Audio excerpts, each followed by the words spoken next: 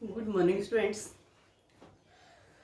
अपना क्लास में यूनिट 3 चल रही थी और यूनिट 3 का जो टॉपिक चल रहा था यहाँ पर तो वो ब्रायोफाइटा से संबंधित था।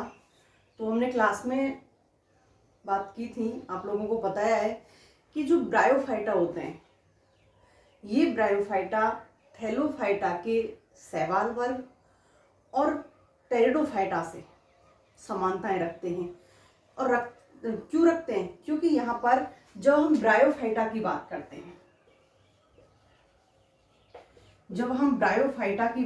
हैं, तो ब्रायोफाइटा से पहले यहाँ पर आते हैं थैलोफाइटा और थैलोफाइटा के बाद में ब्रायोफाइटा और ब्रायोफाइटा के बाद में यहाँ टेरिडोफाइटा।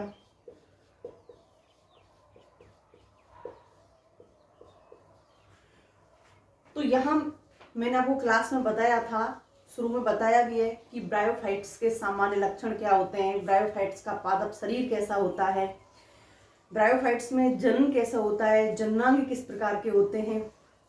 और उसके बाद में जो ब्रायोफाइट्स होते हैं ये ब्रायोफाइट्स किससे समानताएं रखते हैं, किस वर्ग से असमानताएं रखते हैं। जब हमने समानताओं की बात की थी तो समानता हमने थैलोफाइटा में किससे, शैवाल,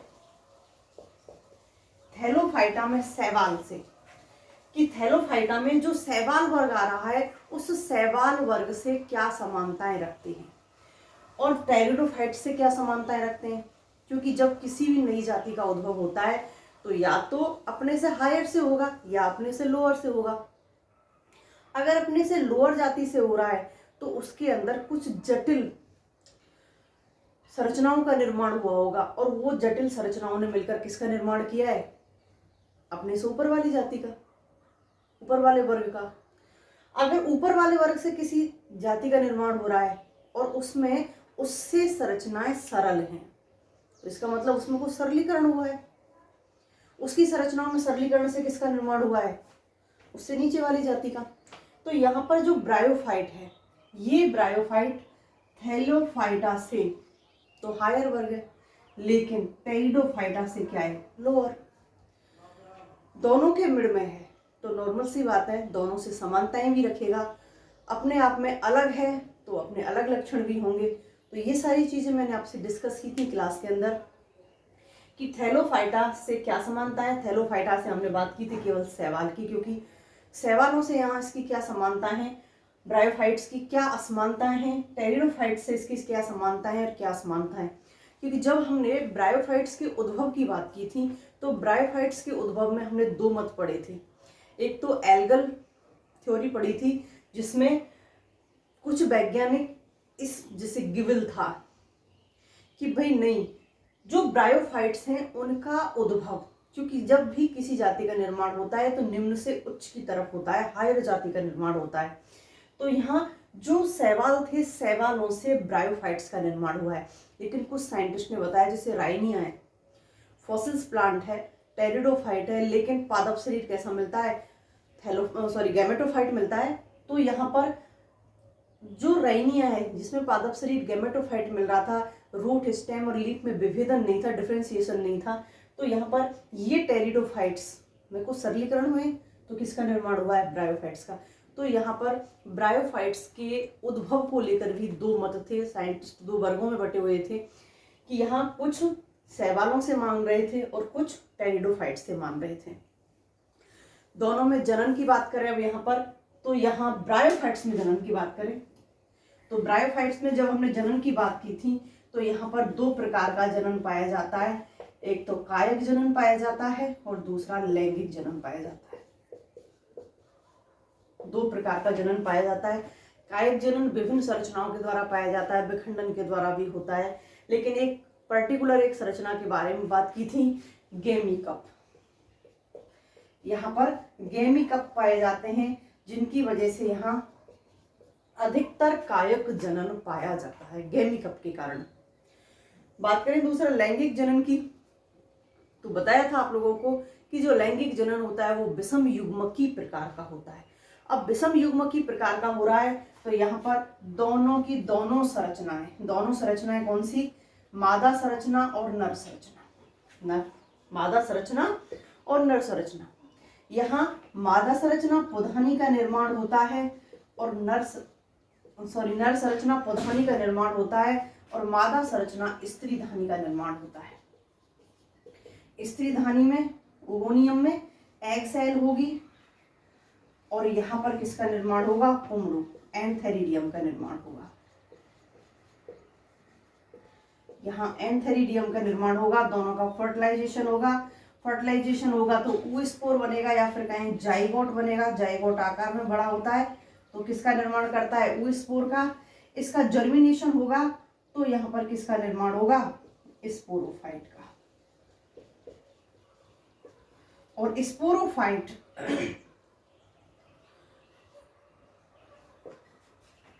की जब बात की थी तो यहाँ पर जो स्पोरोफाइट है, स्पोरोफाइट फुट, सीटा और कैप्सूल में विभेदित होता है। स्पोरोफाइट फुट, सीटा, कैप्सूल में विभेदित होता है। उस वक्त मैंने आपको बताया था कि मुख्य पादप शरीर क्या है, गैमेटोफाइट। अब इस गैमेटोफाइट पादप शरीर के ऊपर क्या बनी, पोधानी और स्त्रीधानी, एग सेल और एंथेरिडियम। एग सेल में जाइगोट का फॉर्मेशन हुआ, दोनों में पे निषेचन हुआ एग सेल का, जाइगोट का फॉर्मेशन हुआ, जाइगोट अंकुरित हुआ, स्पोरोफाइट बना। स्पोरोफाइट जब बना तो यहाँ पर फुट, सीटा, कैप्सूल, जो स्पोरोफाइट बना था वो 3 भागों में विभक्त था, फुट, सीटा और कैप्सूल में। अब यहाँ पर फुट क्या कार्य करता है, ये गैमेटोफाइट के ऊपर स्थिर होने का कार्य करता है। किसको, क्योंकि बाकी का जो स्पोरोफाइट है, इस स्पोरोफाइट को गैमेटोफाइट पर रोकने का कार्य करता है। मैंने बताया था आपको कि यहाँ पर जो स्पोरोफाइट होता है वो स्वतंत्र नहीं होता, क्या होता है, गैमेटोफाइट के ऊपर आश्रित होता है। अब गैमेटोफाइट पर फुट आकर के जम गया, वहां से पोषण खींचेगा, क्योंकि सरवाइव करना है तो खाना तो चाहिए, तो खाना यहाँ पर खुद तो बना नहीं सकता, तो डिपेंडेंट किसके ऊपर है, गैमेटोफाइट के ऊपर। तो गैमेटोफाइट से 2 काम करता है, एक तो स्थिर रहने का और दूसरा पोषण ग्रहण करने का। सीटा क्या कार्य करता है, इन दोनों संरचनाओं को जोड़ने का कार्य करता है। फुट को सीटा कैप्सूल से जोड़ने का कार्य करता है। तो फिर कैप्सूल क्या कार्य करता है, यहाँ पर कैप्सूल स्पोर बनाने का कार्य करेगा, क्योंकि पूरी की पूरी संरचना एट लास्ट कहां पर आके अटकेगी,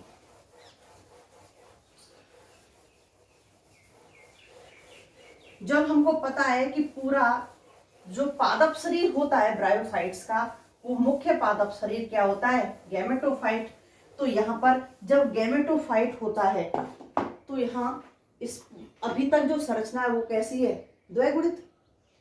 तो यहाँ पर मियोसिस होनी चाहिए, तो वो मियोसिस कैसे होगी, कैप्सूल के अंदर जो कैप्सूल की सेल होंगी, जो कैप्सूल सेल होंगी, ये सेल एमएमसी का कार्य करेंगी, माइक्रो स्पोर मदर सेल, या फिर कहें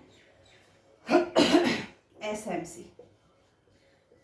कंफ्यूज मत होना, बताया था क्लास में भी, एसएमसी कहें या स्पोर मदर सेल या माइक्रो स्पोर मदर सेल।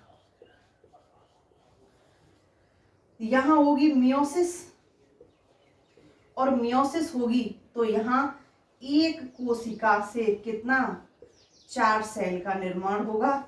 अब तक कैसी थी ये, द्विगुणित, अब कैसी हो जाएंगी, एकगुणित।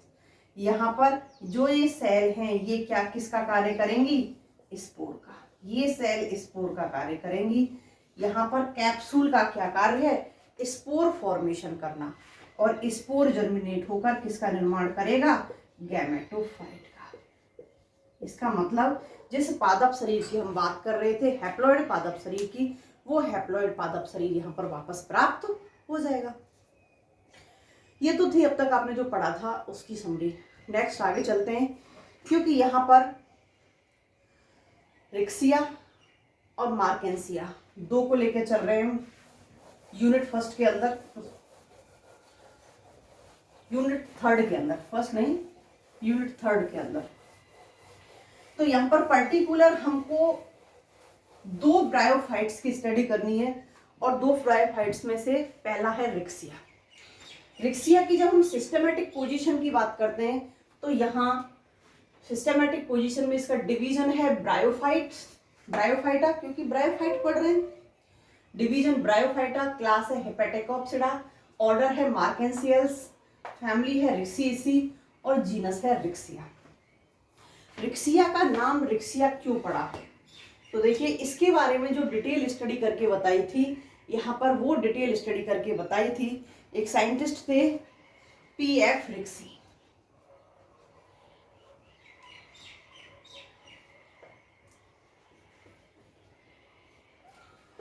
पीएफ रिक्सी के सम्मान में क्या नाम पड़ा इनका? रिक्सिया। इस ब्रायोफाइट्स का, इस पादप का क्या नाम पड़ा? रिक्सिया। तो पीएफ रिक्सी ने इन पर डिटेल स्टडी की थी, इनके बारे में बताया था कैसे इनमें जनन होता है, कहाँ ये पाए जाते हैं। ऑल वर्ल्ड में, क्योंकि विश्व जीनी वंश है, विश्व जीनी का मतलब सब संसार में, वर्ल्ड में सभी जगह पाया जाता है, तो इसकी ऑल ओवर जो जातियां पाई जाती हैं वो 140 जातियां पाई जाती हैं। ऑल ओवर वर्ल्ड में इसकी 140 जातियां पाई जाती हैं। इन 140 जातियों में से लगभग 30 जातियां कहाँ पाई जाती हैं? भारत में, इंडिया में।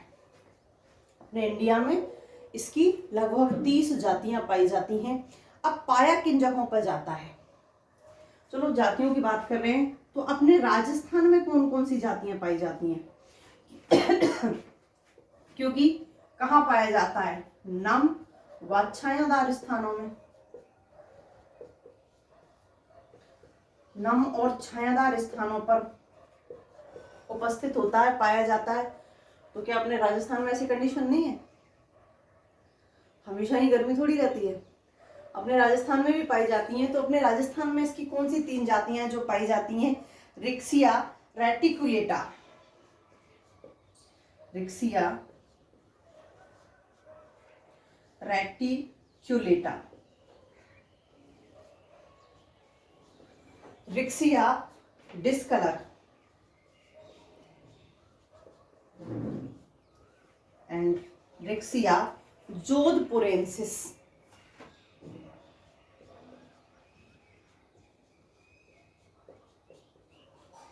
जोधपुरेंसिस, ये 3 ऐसी जातियां हैं जो अपने राजस्थान में पाई जाती हैं।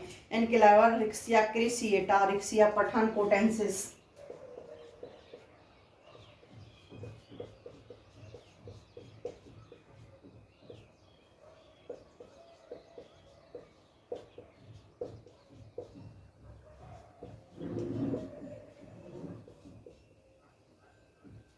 पठानकोटेंसिस, ये जातियां भी हैं।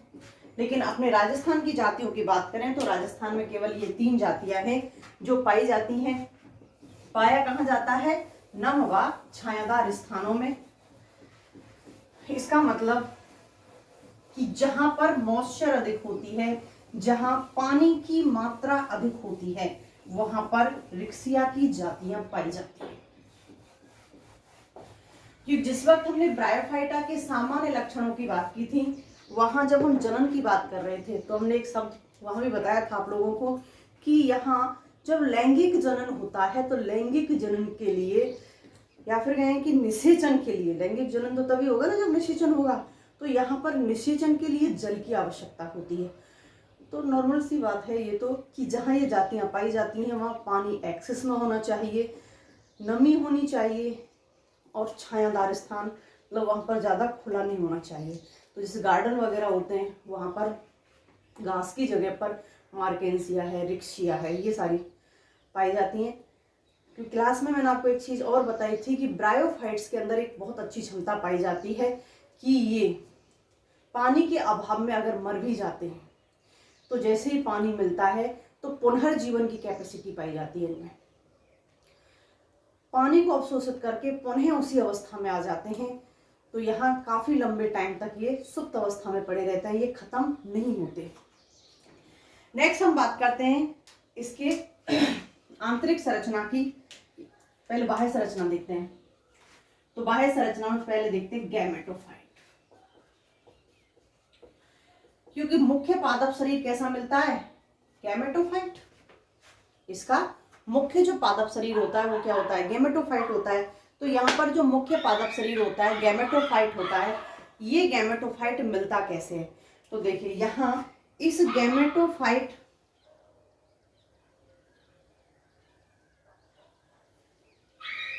यहाँ पर जो ये गैमेटोफाइट पाया जाता है, इस गैमेटोफाइट के अंदर दो सतह पाई जाती हैं। एक सतह तो अपाक्ष सतह होती है और दूसरी जो सतह होती है वो यहाँ पर क्या होती है, अभ्यक्ष सतह होती है। यहाँ दो सतह पाई जाती हैं, अपाक्ष सतह और अभ्यक्ष सतह।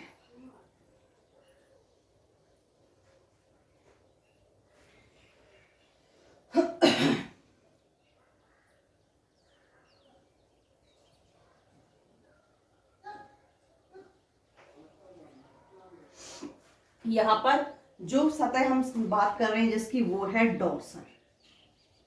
डोर्सल बोले तो अपाक्ष सतह, डोर्सल व्यू। जब हम डोर्सल व्यू को देखते हैं तो डोर्सल व्यू पर यहां हमको क्लियर एक चीज दिखाई दे रही है, वो है मिडरिफ। यहाँ डोर्सल व्यू में मिडरिफ हमको क्लियर दिखाई दे रही है। तो ये मुख्य, जिसको हम क्या कह रहे हैं, मिडरिफ। क्योंकि जो रिक्सिया का जो थैलस होता है, ये थैलस कैसा होता है, द्वैभाजी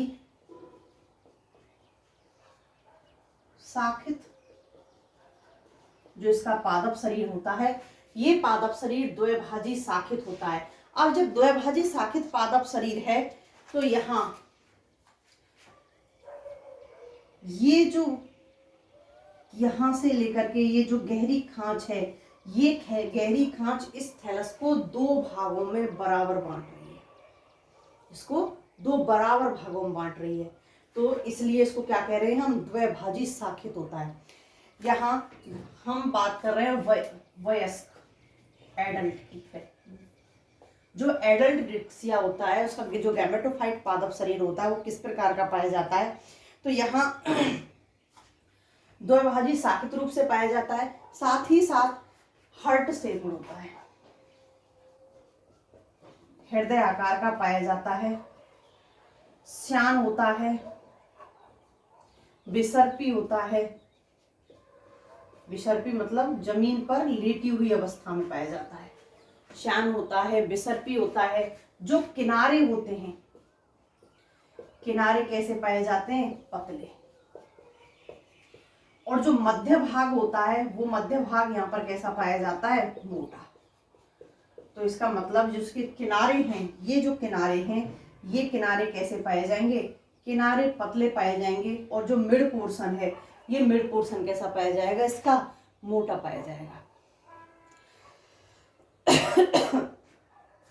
और साथ ही साथ पृष्ठाधारी होता है। जब पृष्ठाधारी शब्द आ जाए तो समझ लो इसकी दो सतह हैं, अपाक्ष और अभ्यक्ष। डोर्सल और वेंट्रल। क्योंकि जब हम लीफ का हम बात करते हैं, लीफ के बारे में जब पढ़ते हैं तो हम लीफ की दो सतह पढ़ते हैं डाइकोट के अंदर। मोनोकॉट की जो लीफ होती हैं उनके अंदर दो सतह नहीं पाई जाती, आइसोबाइलेटरल प्रकार की होती हैं। लेकिन डाइकोट की जब बात करते हैं तो क्या कहते हैं कि डाइकोट की जो लीव्स होती हैं वो कैसी होती हैं, पृष्ठाधारी पत्तियां होती हैं। तो पृष्ठाधारी क्यों होती हैं, ऊपर की सतह जो होती है वो अलग पाई जाती है और नीचे की जो सतह होती है वो अलग पाई जाती है।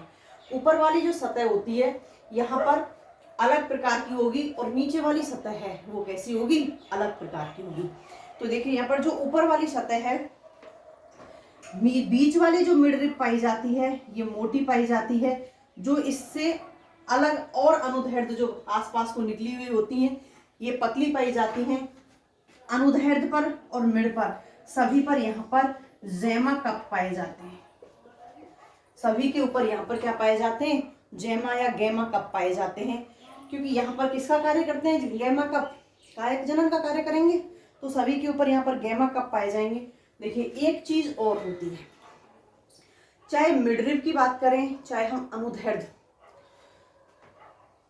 शाखन की बात करें, या अनुदैर्ध्य कहें, या फिर कहें कि जो सहायक यहाँ पर जो शाखाएं हैं इनकी बात करें, तो इनके जो शीर्ष भाग होता है, ये शीर्ष भाग भी क्या होता है, बटा हुआ होता है, आगे से द्विभाजी रूप से शाखित होता है, बटा हुआ होता है। इस प्रकार से दिख रहा है।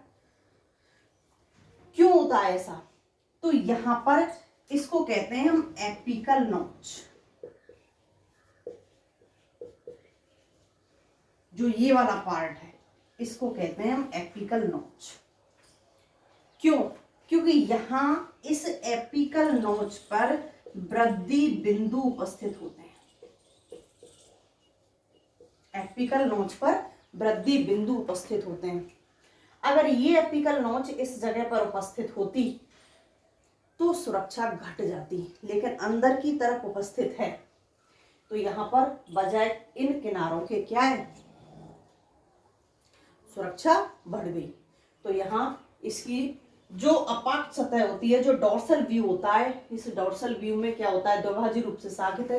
वेंट्रल है चाहे डॉर्सल है, दोनों द्विभाजी रूप से शाखित होंगे, लेकिन अंतर क्या है कि यहाँ के जो किनारे हैं वो क्या होंगे, पतले होंगे, मध्य भाग मोटा होगा। मिडरिब पाई जाएगी, मिडरिब के साथ में अनुदैर्ध्य शाखाएं भी उपस्थित होंगी। मिडरिब मोटी होती है, अनुदैर्ध्य शाखाएं क्या होती हैं, थोड़ी पतली होती हैं। यहाँ सभी पर जैमा कप उपस्थित होते हैं जो कायिक वृद्धि का कार्य करते हैं। जो इनकी शाखाएं होती हैं ये आगे से कैसी होती हैं, द्विभाजी रूप से शाखित होती हैं, जिनमें एपिकल नोच पाई जाती है। एपिकल नोच में वृद्धि बिंदु उपस्थित होते हैं जो किसका कार्य करेंगे, ग्रोथ का कार्य करेंगे आगे। अगर ये भाग इस जगह से टूट करके अलग हो जाए तो क्या करेगा, क्योंकि यहाँ पे वृद्धि बिंदु उपस्थित है तो ये ग्रोथ का कार्य करेगा। बात करते हैं हम वेंट्रल सरफेस की। तो देखिए वेंट्रल सरफेस किस प्रकार की होगी, क्योंकि दोनों ही सरफेस यहाँ पर अलग अलग प्रकार की पाई जाती हैं, तो यहाँ पर वेंट्रल सरफेस किस प्रकार की होगी, तो वेंट्रल सरफेस डोर्सल सरफेस से कैसी होगी, बिल्कुल अलग प्रकार की होती है।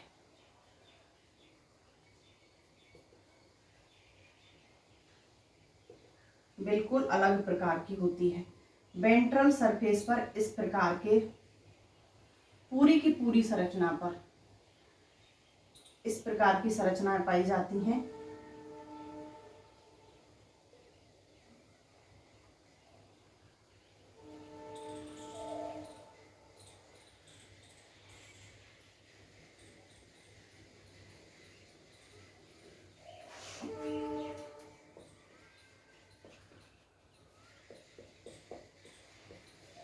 वेंट्रल व्यू है डोर्सल व्यू से बिल्कुल अलग। यहां देखिए पूरी जो संरचना यहाँ पर पाई जा रही हैं, यहां दो चीज पाई जाती हैं। दो चीज कौन कौन सी, वेंट्रल व्यू पर एक तो पाए जाते हैं सल्क, जिनको कहते हैं स्केल्स, और दूसरे पाए जाते हैं मूलाभास, राइजोइड्स। जो यहाँ सीमांत पार्ट है, मार्जिनल जो पार्ट है, किनारा जिसको हम कह रहे हैं, यहाँ किनारे पर, और मुख्य रूप से जो मिडरिब होती है, तो यहाँ इस पूरी की पूरी मिडरिब पर क्या पाए जाते हैं, राइजोइड्स, और स्केल कहाँ पाए जाते हैं, मार्जिनल। तो यहाँ दोनों ही, फिर आप ये बात कहें कि यहाँ जो मार्जिनल पार्ट होता है, जो किनारीय ये सीमांतीय जो पार्ट होता है, यहाँ पर मूलाभास भी उपस्थित होंगे और क्या स्केल्स भी उपस्थित होंगे। अब देखिए यहाँ पर स्केल्स जो होते हैं वो स्केल्स दो प्रकार के, सॉरी यहाँ जो स्केल्स पाए जाते हैं वो स्केल्स किस प्रकार के होते हैं, सल्क हैं, सुरक्षा का कार्य कर रहे हैं, तो सेल्स कैसी होंगी, डेड, नॉर्मल सी बात है। कोशिकाएं कैसी होंगी, डेड, मृत होंगी। दूसरा, यहाँ पर जो ये कोशिकाएं पाई जाती हैं, ये कोशिकाएं यहाँ पर गुलाबी रंग की होती हैं। कोशिकाएं कैसी होती हैं, गुलाबी रंग की, या बैंगनी रंग की कहें, गुलाबी या फिर बैंगनी रंग की होती हैं। ये रंग गुलाबी या बैंगनी रंग किसकी वजह से होता है? तो यहाँ पर एक पिगमेंट पाया जाता है एंथोसाइनिन। एंथोसाइनिन पिगमेंट के कारण यहाँ स्केल्स किस कलर के दिखाई देते हैं हमको? गुलाबी रंग के। तो इनका एक ही कार्य होता है, तिकोने होते हैं, सीमांत होते हैं, किनारों पर उपस्थित होते हैं। इन किनारों पर उपस्थित होंगे, किसका कार्य करेंगे? सुरक्षा का। एक ही कार्य होता है, किसका कार्य करेंगे? सुरक्षा का। अब देखिए यहाँ पर जो राइजोइड्स पाए जाते हैं, ये राइजोइड्स कैसे होते हैं? यहाँ पर जो राइजोइड्स पाए जाते हैं, मूलाभास जो पाए जाते हैं, ये पहली बात तो होते हैं यूनिसेल्युलर, एक कोशिकीय होते हैं, अशाखित होते हैं। अब एक कोशिकीय है तो नॉर्मल सी बात है, कैसे होंगे? अशाखित होंगे। जो सबसे बाहरी लेयर होगी सेल्स की, जब हम आंतरिक संरचना पढ़ेंगे गैमेटोफाइट की जब बताएंगे, उसके द्वारा इनका निर्माण होता है। मध्य सिरा पर अधिक पाए जाते हैं। जो मिडरिब होती है, इस मिडरिब पर मैक्सिमम होते हैं, और साथ ही साथ कहाँ उपस्थित होते हैं? किनारों पर, क्योंकि इसको पूरा के पूरा जमीन पर रोके रखने का कार्य करते हैं। तो किनारों पर मात्रा में कैसे पाए जाते हैं? कम पाए जाते हैं। दो प्रकार के होते हैं ये, एक तो होते हैं चिकनी सतह वाले। जो चिकनी सतह वाले राइजोइड्स होते हैं, इनकी अंदर की जो सतह होती है वो कैसी होती है? चिकनी, अंदर वाली सतह। इसलिए क्या कह रहे हैं इनको? चिकनी सतह वाले। और दूसरे जो पाए जाते हैं वो पाए जाते हैं गुल्कीय, मूलाभास। इनकी जो अंदर वाली सतह होती है, यहाँ कुछ अंदर वाली सतह पर उभार पाए जाते हैं, और उभार की वजह से इनको क्या कहते हैं? हम गुल्कीय मूलाभास कहते हैं। तो यहाँ दो प्रकार के मूलाभास पाए जाते हैं। एंड लास्ट पॉइंट, जहां जलीय जातियां, बिल्कुल जल में पाई जाने वाली जातियां होती हैं, वह मूलाभास हो भी सकते हैं और नहीं भी हो सकते हैं। Okay students, bye.